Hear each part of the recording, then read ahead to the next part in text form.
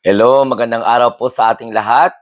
Ayan, kamusta po ang ating mga kababayan from Luzon, Visayas, and Mindanao, and syempre sa anumang sulok ng mundo. Ito ang inyong lingkod, ang munting tinig ng ordinaryong Filipino nagsasabing, tayo po ay ang mga bagong Pilipino sa bagong Pilipinas. Araw ngayon ng linggo, mga kamunting tinig, syempre, April 27, 2025. Pag-usapan natin ngayon ang katangahan ng mga Duterte diehard supporters na mga nanonood sa mga fake news na mga vlogger na maka-DDS or maka-Duterte. Dahil may nakita ako na isang vlogger na maka-DDS na talagang big deal pa rin sa kanya. Dahil kahit alam na nila na mayroon ng video na captured ng international media, alam nila na kasama ang First Lady, okay? Katabi ng ating mahal na Presidenteng Bongbong Marcos, doon po sa kanilang pagdalo sa state funeral ng ating mahal na Santo Papa, wala pa rin daw ang presensya ng First Lady doon. At ito pa ang nakakatawa. Dinedma daw po ng Presidente ng Amerika ang Pangulong Bongbong Marcos. Kahit nakita nila yung video, dedma pa rin. Kasi alam mo kung bakit. Nauna sila nag-live eh. Nauna sila na nag-produce ng mensahe sa tao, sa mga alinyangan nila ng mga tagahanga, ng mga vloggers na ito, na dinedma po ang mahal nating Pangulong Bongbong Marcos dahil lamang po sa isang picture na sinasabi nilang edited. Ngayon, kasi hindi lagi matanggap ng mga Duterte diehard supporters na kausapin, na kinausap ni President Donald Trump, okay, ang presidente ng Amerika, hindi lagi matanggap ng mga DDS na nilapitan ang ating mahal na Presidenteng Bongbong Marcos. Actually nga, pati si former President Joe Biden, nakausap din po ng first couple. Pero sa punto de vista na ito ngayon, hindi talaga matanggap-tanggap ng mga Duterte diehard supporters na ang sinasabi ng mga DDS na kaalyado ni Rodrigo Roa Duterte na si President Donald Trump ay nakipagkamay at in-approach, okay, ang ating mahal na Pangulong Bongbong Marcos. Naturalmente, hindi sila mag-uusap ng matagal. Pero itong narrative naman na to ng isang vlogger na ito, Diyos ko, Santissima Trinidad, nakala mo kung ano na lang, makabula na ng bibig, okay na sa kanila. I will not mention the name of that particular vlogger. Mabuti pa daw si Zelensky, kinausap po ni President Donald Trump ng private. Paano makausap ng private kung nakaharap sa iyo ang kamera? Private ba yon? Tsaka ang situation ng Pilipinas at ng Ukraine magkaiba. Si Zelensky, nagkaroon sila ng disagreement ni President Donald Trump harap-harapan. At nagbangayan sila. Abay naturalmente, in a good gesture, kinausap ng Presidente ng Amerika si Zelensky. Magkaiba po ang sitwasyon ng Pilipinas at saka ng Ukraine. Kayo kasi ng mga Duterte diehard supporters, nauna kayo naglabas ng fake analysis ninyo, nakita nyo lang yung picture. Lalong-lalo na yung mga vlogger na maka-Duterte, nakita nyo lang yung picture ni PBBM at saka ni Donald Trump. Sinabi nyo ng edited, sinabi nyo ng hindi totoo. Ngayon, hindi nyo na mabawi kasi nakagawa na kayo ng video ninyo. May views na. Kasi hindi nyo akalain na makaptured po ng international media na nagkamayan. Nakita nyo lang, deadma na kaagad. So, pinangatawanan nyo na lang kasi may views na yung uploaded video nyo. Hindi nyo na kayang bawiin sa publiko kasi kayo na mga Duterte supporters, hindi man kayo nag-accept ng mali, lalong-lalo na yung mga vloggers. Pero ang punto ko dito ganito, Kung sa tingin po ninyo, ayan, deadma nga ng Amerika yung tatay niyong demonyo doon sa International Criminal Court. Nakialam ba yung Amerika doon kay Rodrigo Duterte? Wala na. Si Rodrigo Duterte ninyo, mabubulok na lang yan sa International Criminal Court. Kaya nga sabi ko nga sa inyo, makakauwi yan. Dalawang bagay, either sa banga o sa garapon. Napasok ang tatay nyo. Grabe itong mga Duterte Dayhad supporters na mga vlogger eh. May video na nga, harap-harapan na nga, pinapanood na nga nila, hindi pa na rin nila matanggap. Basta, deadma talaga. So si Trump ang pinapahamak nyo dyan. So si Donald Trump ang pinapalabas ninyong masama. Tsaka anong reason para i-deadma ni Donald Trump si PBBM? Hindi nyo ba nakita yon? Kahit halimbawa may disagreement, for example lang, I'll give you benefit of the doubt. Ayaw po ni Donald Trump kay PBBM. Galit siya sa nangyari kay Rodrigo Duterte, pagpalagay natin. Dididma talaga ni Donald Trump? Ang kamera nakatutok sa kanilang dalawa at sa ibang mga world leaders na kanilang kasama, sa tabi, sa likuran, sa harapan. So kung pinapalabas ng vlogger na ito na bumubula lang yung bibig na dinedma ni President Donald Trump ang presidente ng Pilipinas, ay abay. Masamang pangitain ito. Hindi si PBBM ang masisira dito, kundi ang presidente ng Amerika.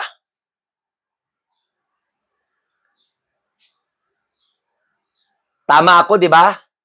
Kung pinapalabas ng mga DDS vlogger na dinedma ng presidente ng Amerika si PBBM, abay. So ibig sabihin, masama pala itong si Donald Trump. Kayo mga Duterte Dayhad supporters ang gumagawa ng hindi magandang issue. Dahil, kung halimbawa, dinedma ni Donald Trump si PBBM, walang mawala sa Pilipinas, walang mawala kay PBBM.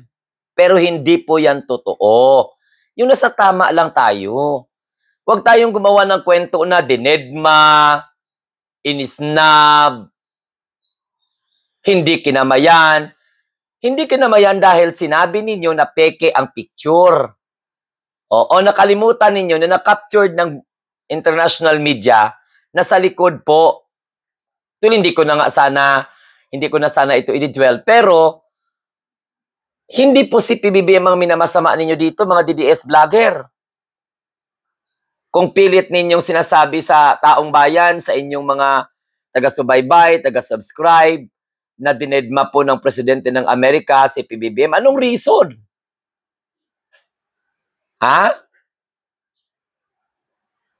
Kung tutuusin nga, kung masama pala si Donald Trump, di ba sana hindi siya pumunta sa libing ni Pope Francis dahil kontra po si Pope Francis sa kanyang immigration policy.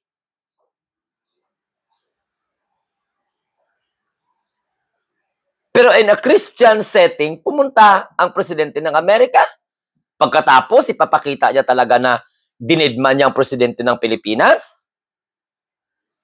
So, ang nagmamasama sa imahe ngayon ng ni President Donald Trump, mga DDS vlogger.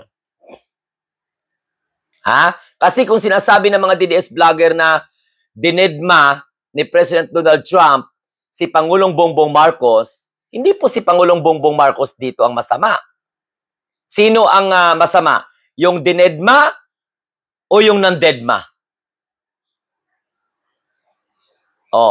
Nakikita natin sa video, ang saya ni PBBM. Naghihintay si PBBM na ma-approach ni President Donald Trump. Hindi po siya nagkukumahog na makipagkamayan.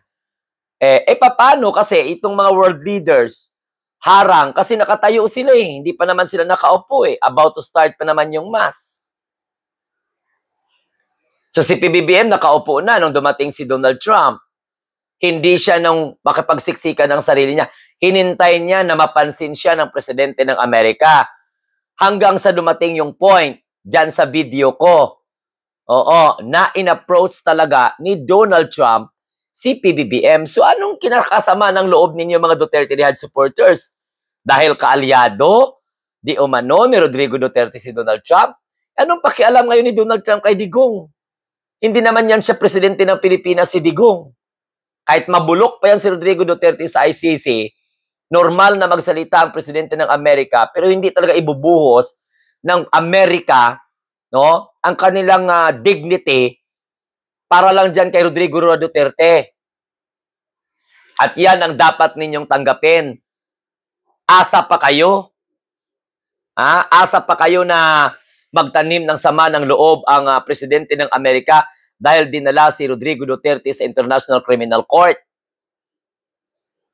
Oo, ipagpalit talaga ni President Donald Trump ang bilateral relationship or diplomatic relationship ng Pilipinas ngayon, na kung saan ay nirepresenta ni PBBM.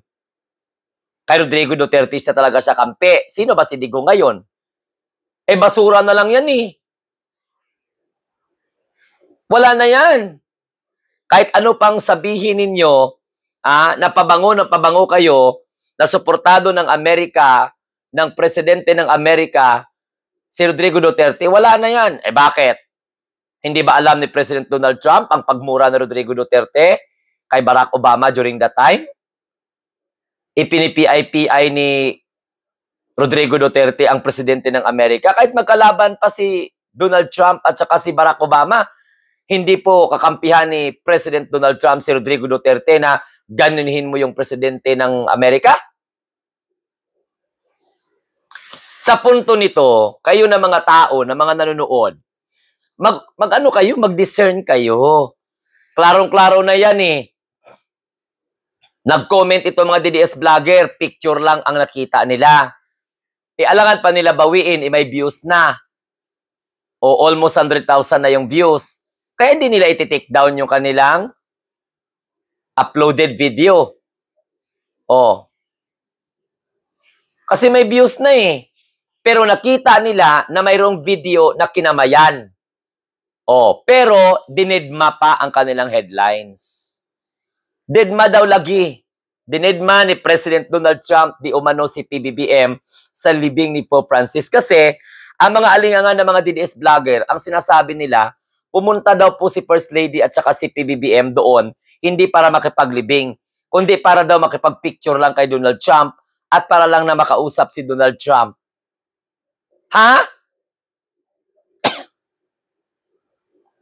Pupunta man talaga yung presidente ng Amerika sa Pilipinas. Kailangan ba talagang pumunta ni PBBM doon para lang mapapicture kay Donald Trump? Alam ni PBBM at saka ni First Lady Lisa na hindi po pwedeng mag-usap na mga kung ano-ano dyan kasi libing. Tsaka ano po ang ipapakausap ng presidente ng Pilipinas kay Donald Trump? Yan mga DDS kasi naniniwala kayo sa mga vlogger ninyo. Ang vlogger ninyo mag-isip, walang kwenta. Kaya napag-isipan pa nila na pumunta na lang daw po si PBBM at saka si First Lady, hindi talaga totoong pakay ang iyang makipaglibing.